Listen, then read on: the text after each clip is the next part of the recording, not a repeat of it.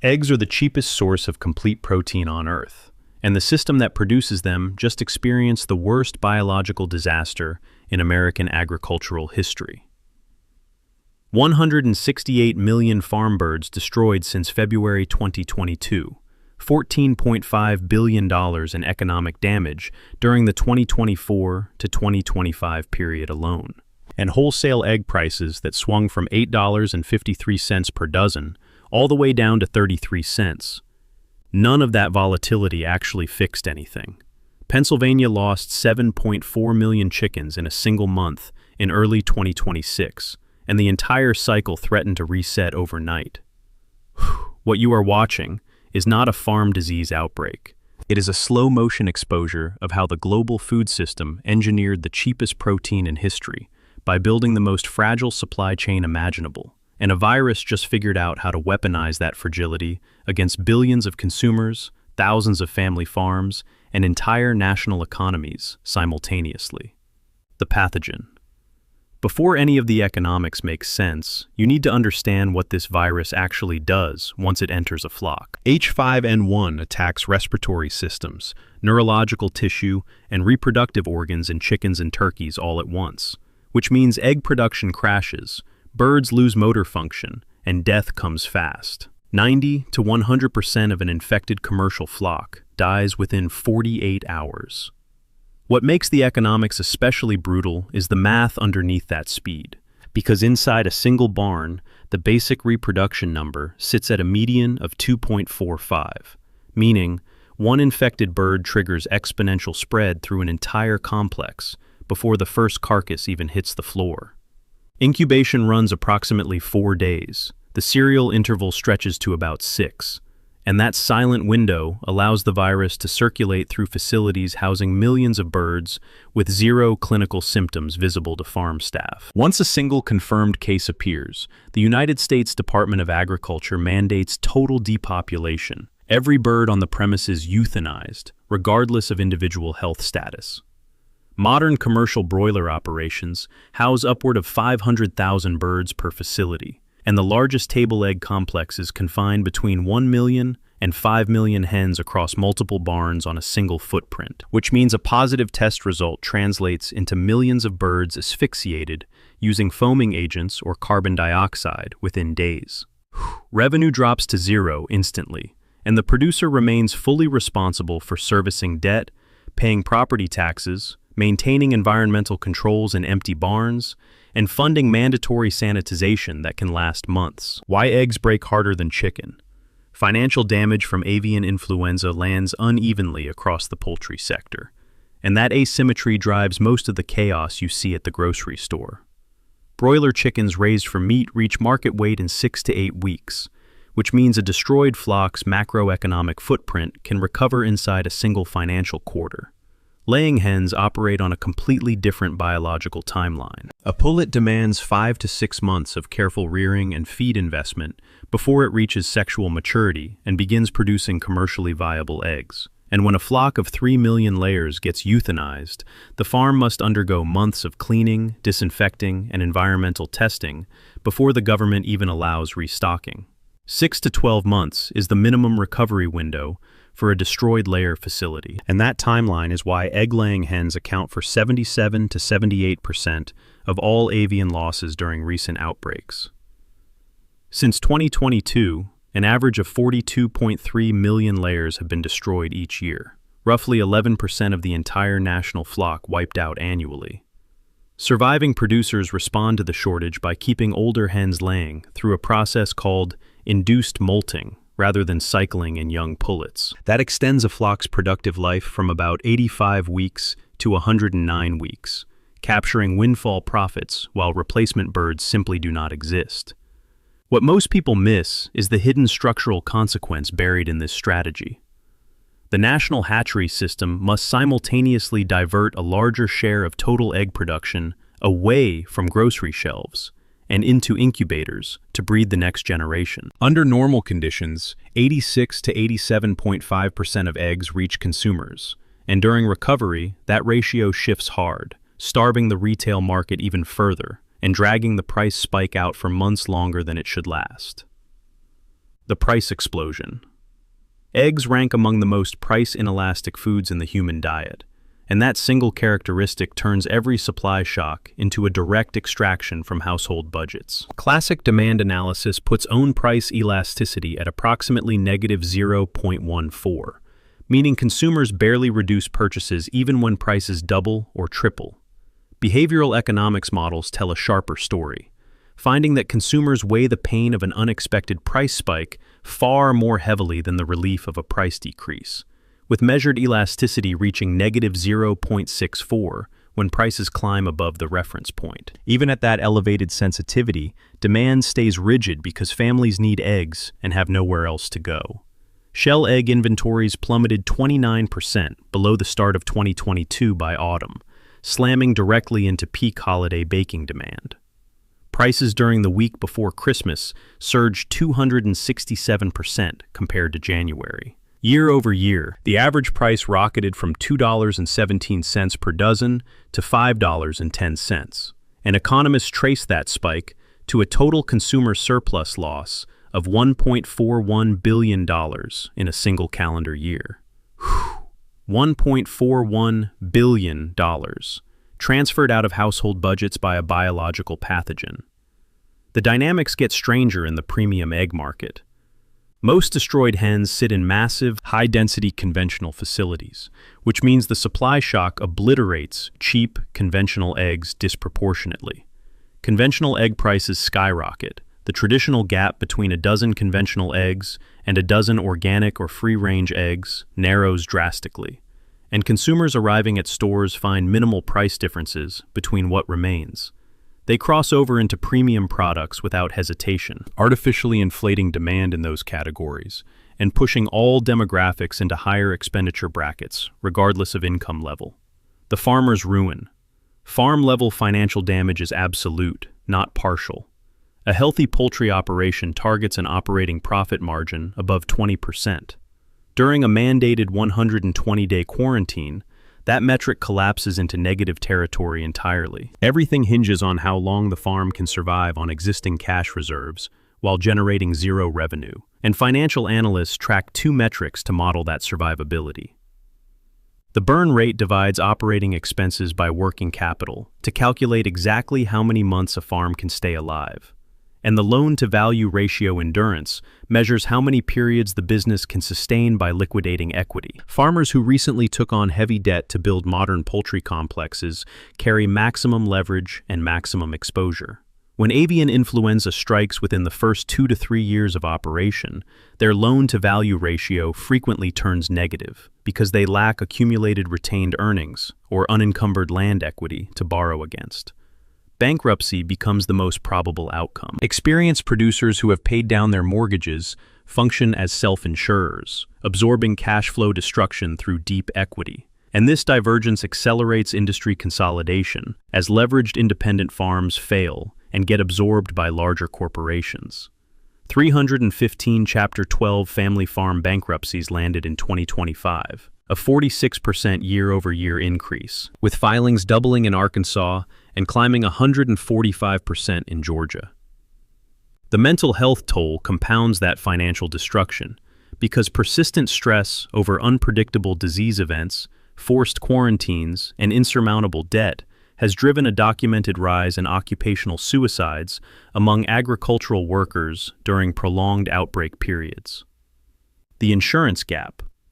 Federal indemnity programs act as insurer of last resort, compensating producers for the fair market value of destroyed birds. And during recent outbreaks, the United States Department of Agriculture increased the layer hen indemnity rate by 2.41 times, to $16.94 per bird.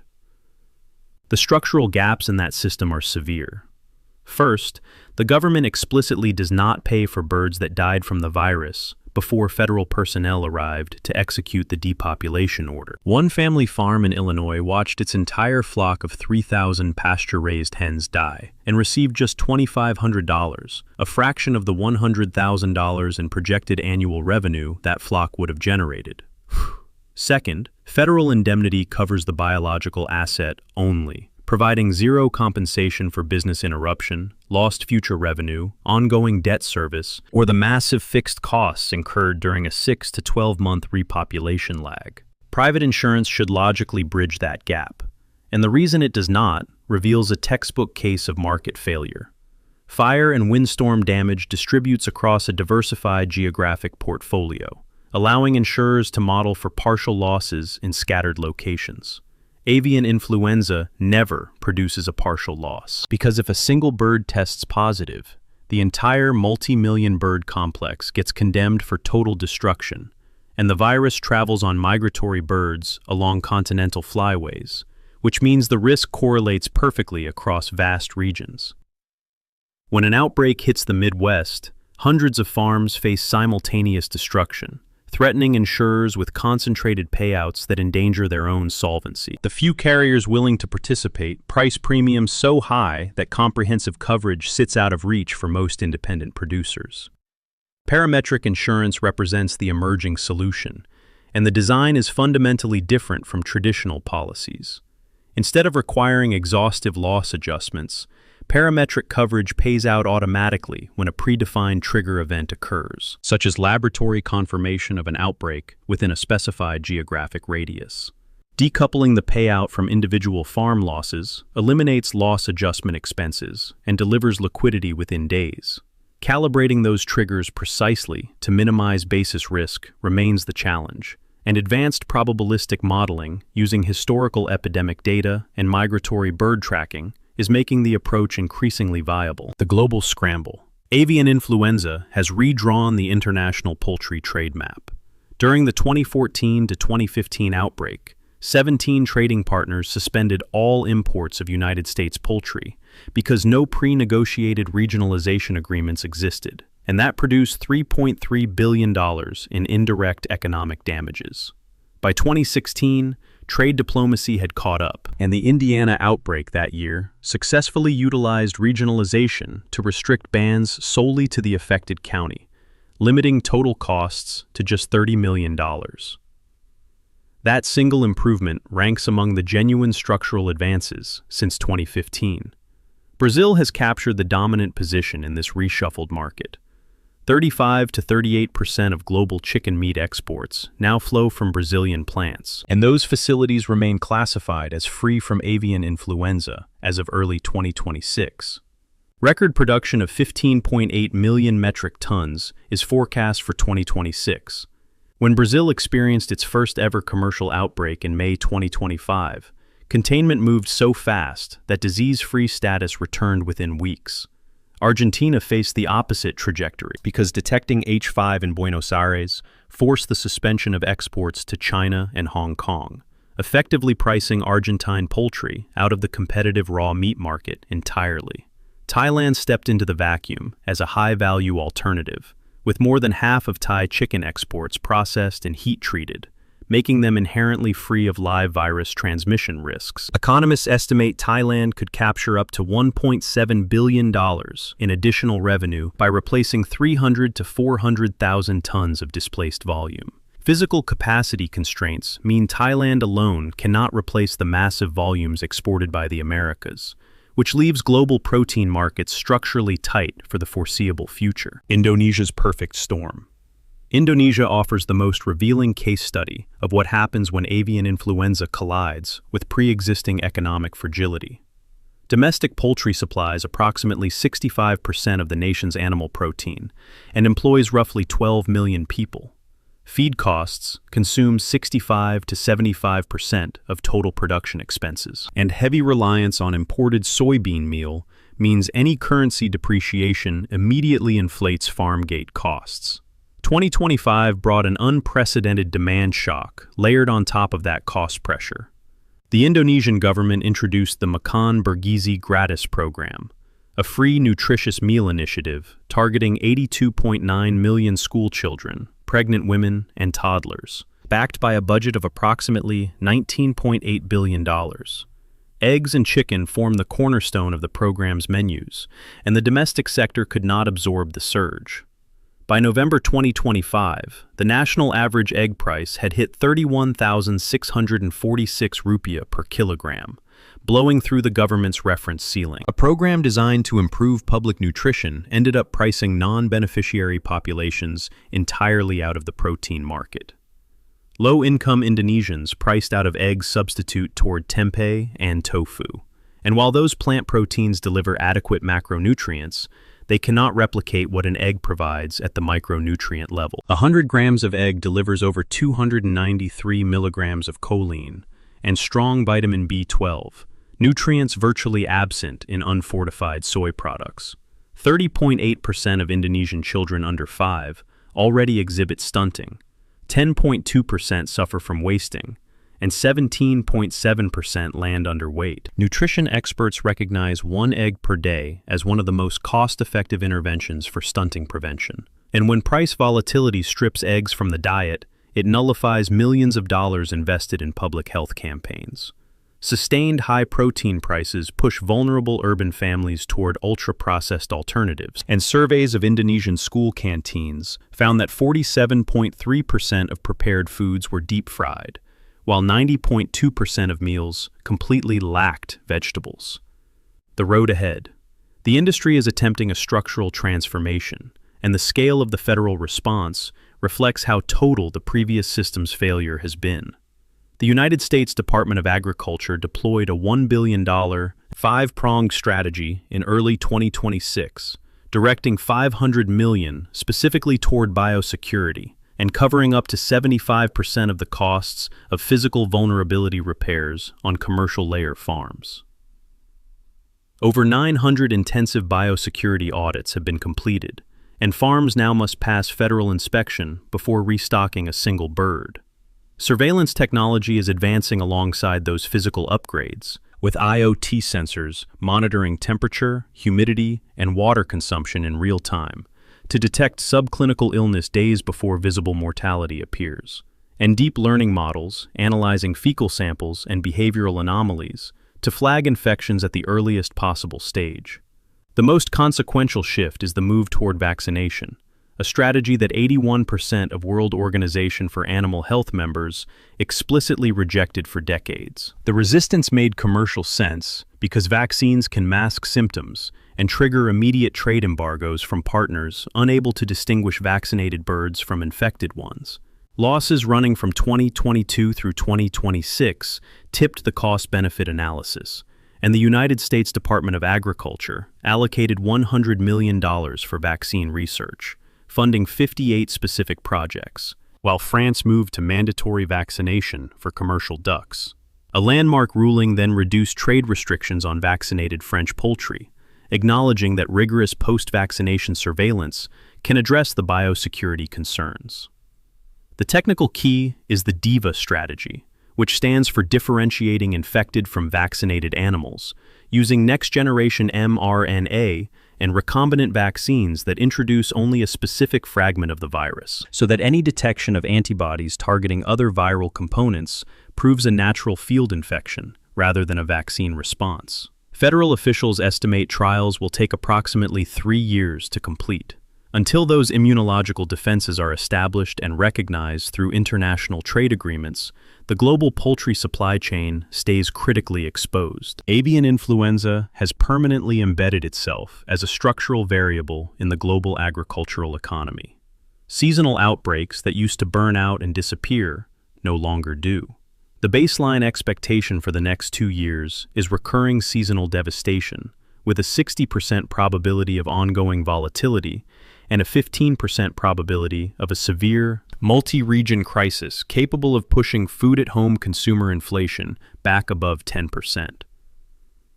The virus found the single most exploitable weakness in the modern food system: hyper-concentrated, genetically identical flocks, housed in facilities optimized entirely for maximum biological efficiency. That same efficiency that made eggs the cheapest protein on the planet is exactly what makes the system catastrophically fragile. And until the architecture changes, every spring migration, every freezing winter that sends wild geese onto farmland, carries the potential to erase billions in wealth overnight and push the cost of feeding a family further out of reach.